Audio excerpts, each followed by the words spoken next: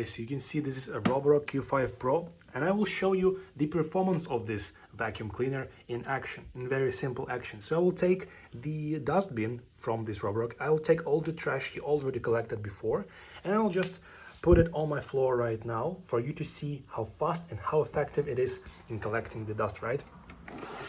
Okay, so you can see there is some trash inside, so let's just put it, lots of it, on the floor. I can also take out the, how it's called, the filter, and take even more trash with, oh, that's lots and lots of dust and hair as well. So put it back in.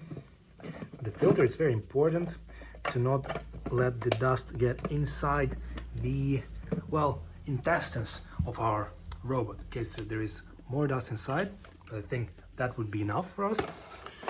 So putting it back, okay, I'll take it and kind of like put it in the larger zone.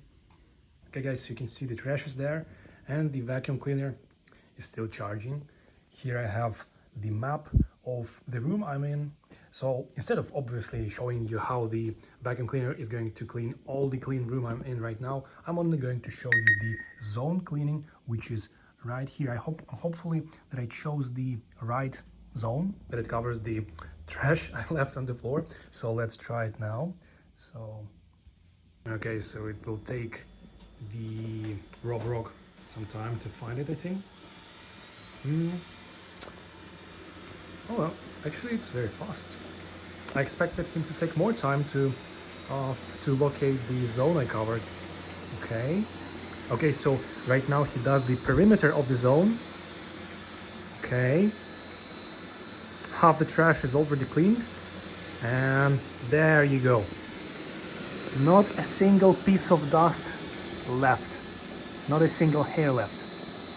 And once the robot is done doing his cleaning, he'll return to the dock station, to the small dock station. It's just a charging point, it's not a cleaning point obviously. So there you go. If you found this video helpful, please consider liking this video and subscribing to our channel.